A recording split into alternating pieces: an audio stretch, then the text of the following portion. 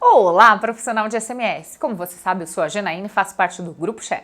O vídeo de hoje nós vamos falar sobre as alterações da NR20. Vamos? Então, NR20. O que fala a NR20? Ela vai falar sobre a parte de segurança e saúde no trabalho com líquidos inflamáveis ou combustíveis. E a NR20 é uma NR especial.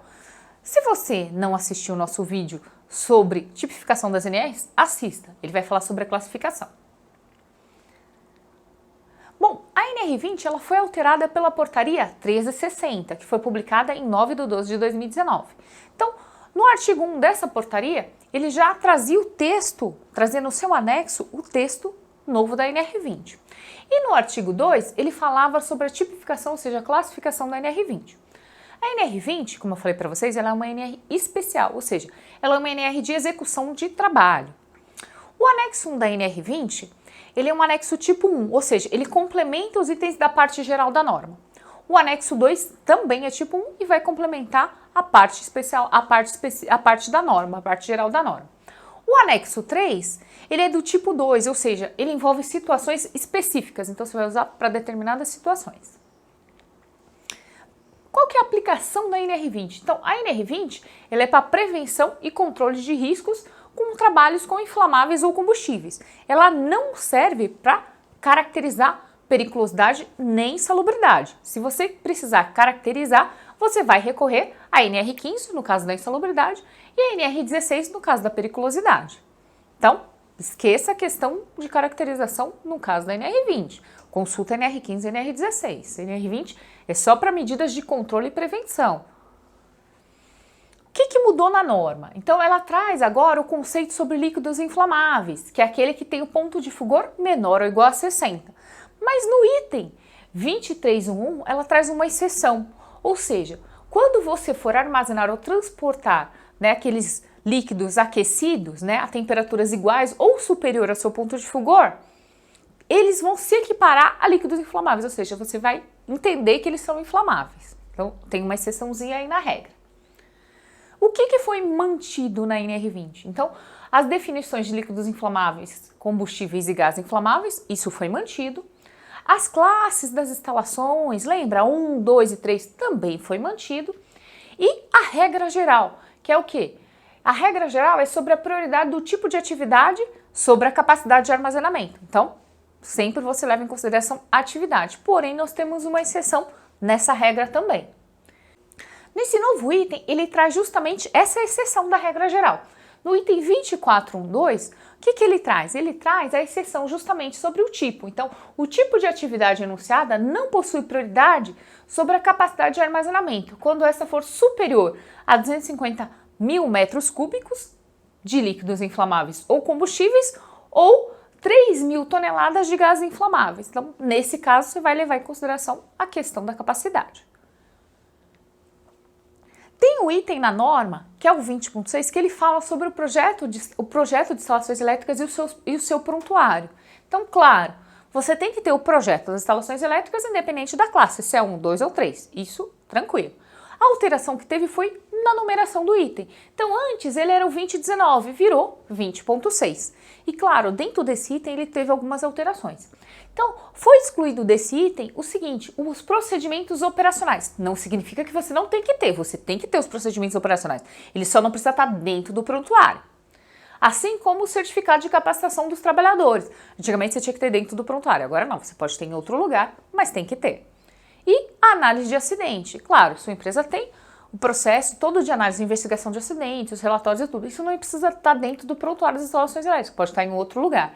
Justamente por isso que ele traz um item do índice específico. Ele fala que o índice é obrigatório, está no prontuário das instalações elétricas, e que ele deve especificar a localização dos documentos na empresa. Então, justamente, por exemplo, o certificado onde está? Está no RH, em determinado prontuário, ou está no RH em arquivos assim. Então, tem que ter essa rastreabilidade da documentação. E, claro, tem que especificar quem que é o responsável pelo aquele prontuário das instalações elétricas. Isso a gente já sabia, a NR10 traz isso muito claro. Agora, falando um pouquinho sobre a parte de capacitação dos colaboradores. Então, o 20.12 teve uma alteração.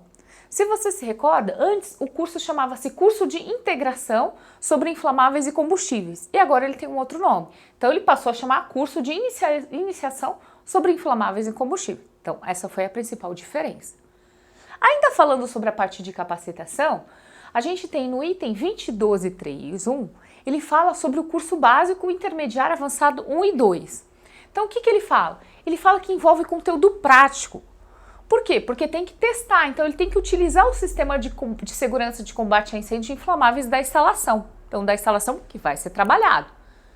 Então, como é que você vai fazer a prática da instalação se o curso for à distância? Se você se recorda, na NR1 ele fala que é permitido o curso à distância desde que a norma referencie isso, fala que é permitido.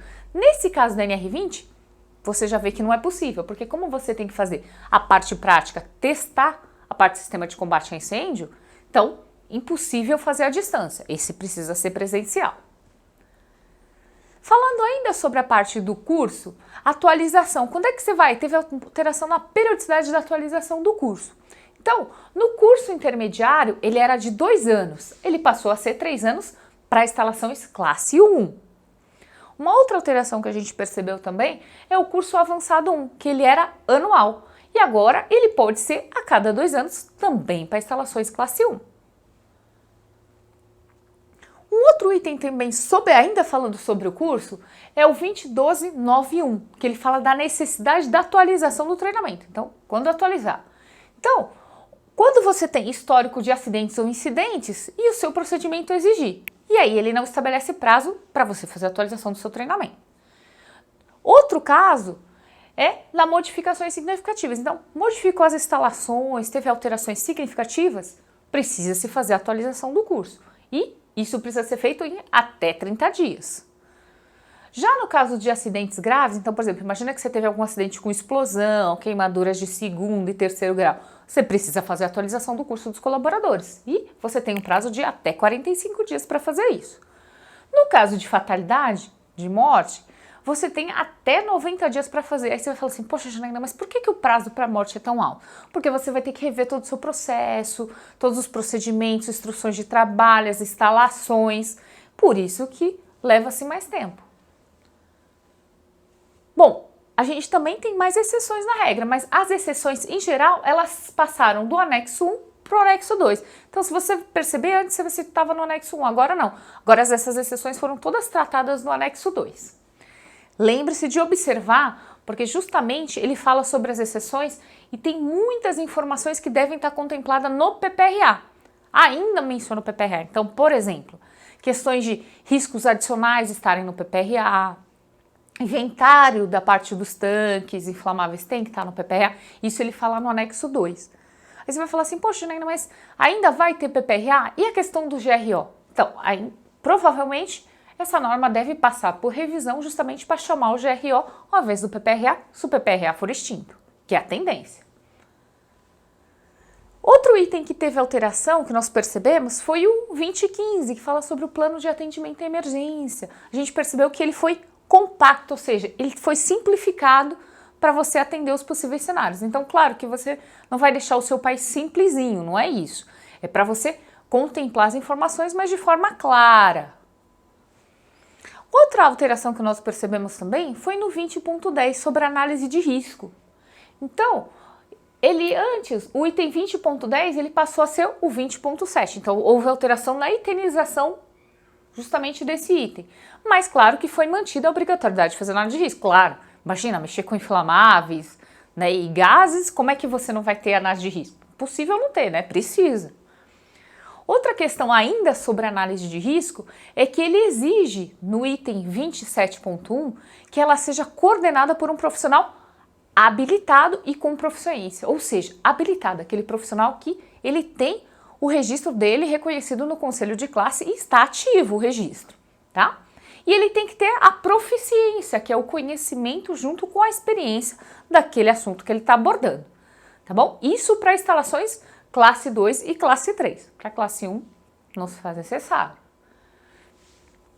Outra alteração que a gente percebeu foi na questão do plano de manutenção. Então, no 20.10.9, ele fala justamente sobre o plano de manutenção.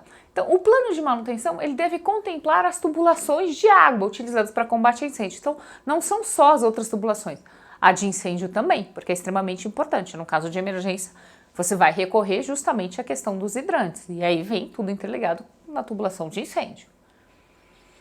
Outro item que a gente percebeu e que é bem relevante foi com relação à questão dos tanques de líquidos inflamáveis e no interior de edificações. Então, eles são tratados no anexo 3. Lembra que eu falei para você que o anexo 3 ele é para atividades específicas? Justamente. Então, traz essa abordagem sobre tanques inflamáveis no interior de edificações só no anexo 3.